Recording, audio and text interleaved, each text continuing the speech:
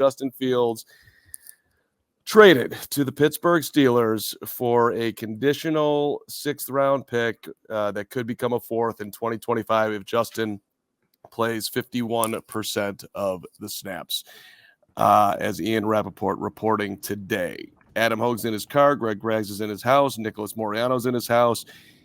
Bears fans who've been screaming at us, I wonder who they're screaming at right now. Guys, this wasn't the timing, but this was the way this was going, and you just knew, at least in my opinion, when Mac Jones was getting a 6th-round pick, that this was what it was going to be.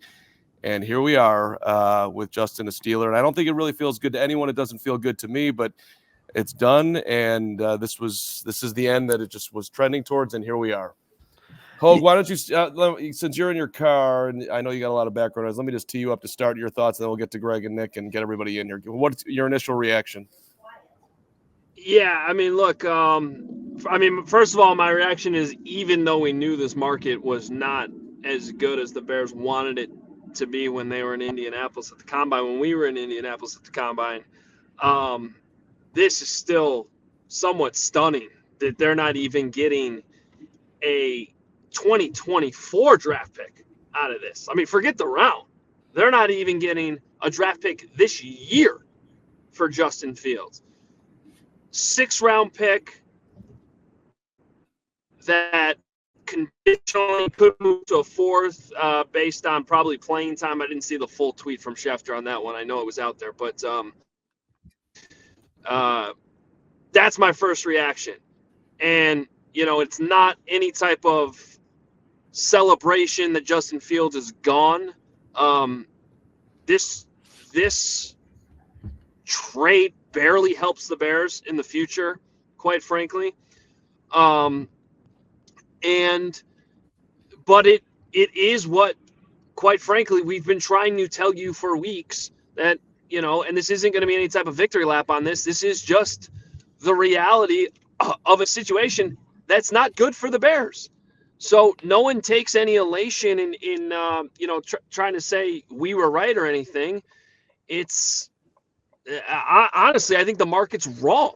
I think Justin Fields, as I've been saying for months now, is a starting quarterback in the NFL. I don't think he should be backing up Russell Wilson.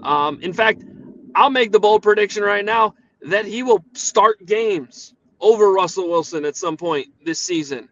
But unfortunately, this is how this market's played out. The NFL has told you now for basically all week since free agency opened and these trades started to go down how they feel about Justin Fields. We don't feel the same way. But the other side of this now that just has to be admitted, however you feel about it, this is how the Bears felt about him too. It's just unfortunate reality of the situation. They moved him for a 6th-round pick next year. That best case scenario turns into a 4th. They're moving on. This is an unbelievable, anticlimactic, quite frankly, disappointing ending to a promising Bears quarterback that honestly was way better than what the Bears are getting back in return for him. Yeah, for me, it's, just looking at it from the fans' perspective. I mean, obviously the return and everything is on the forefront of, the discussion today. But for me, it's about the division within this fan base. And we've been going through this for a while now that this may come to a reality. I mean, this conversation has been going on since the middle of the regular season when Justin Fields got hurt against the Minnesota Vikings. And you started to see that the Carolina Panthers were going to be giving the Chicago Bears the number 1 pick in the draft. So at the very least, now Bears fans finally have some clarity on this never-ending quarterback debate. Like Adam Hoge said, for me, there is no victory laps here. This isn't a celebration emergency podcast.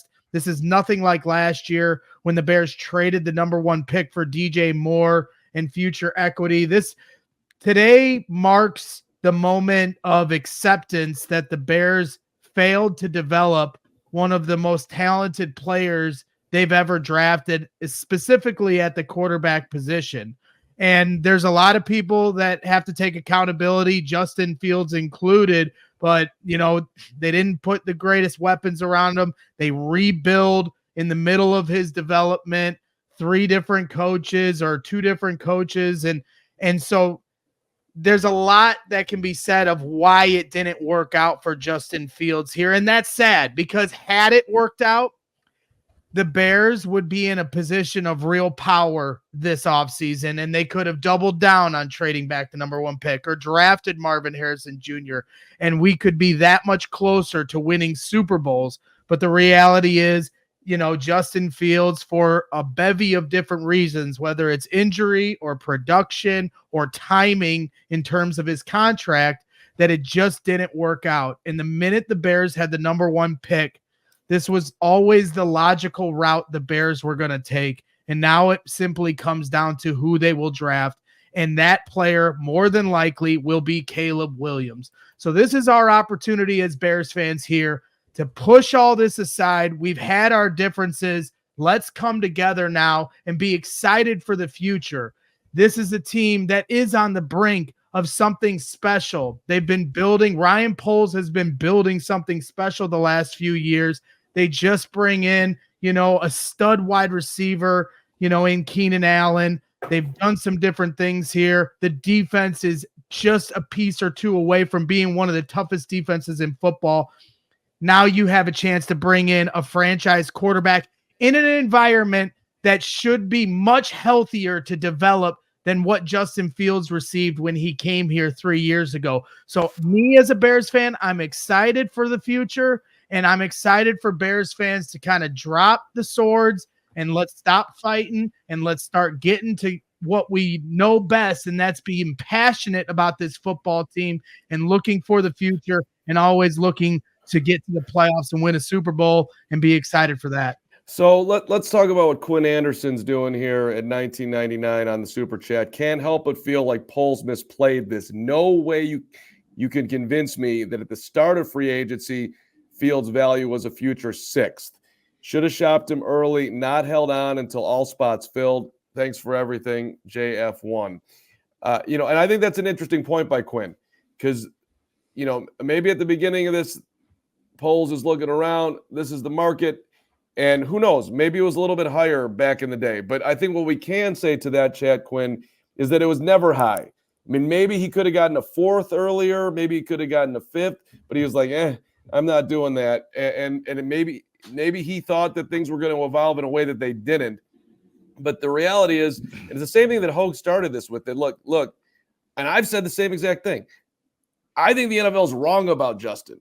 I would rather have Justin than Russ. I would have rather paid Justin for this year and worked it like it rather than spending $100 million guaranteed on Kirk Cousins. But this is not the way the NFL has looked at it. Nobody wanted to trade whatever the Bears were asking and turn around an offense for 1 year and see if Justin could figure it out on their team, which comes back to the Bears. And whatever Justin could have gotten to in Chicago, he was not set up for success.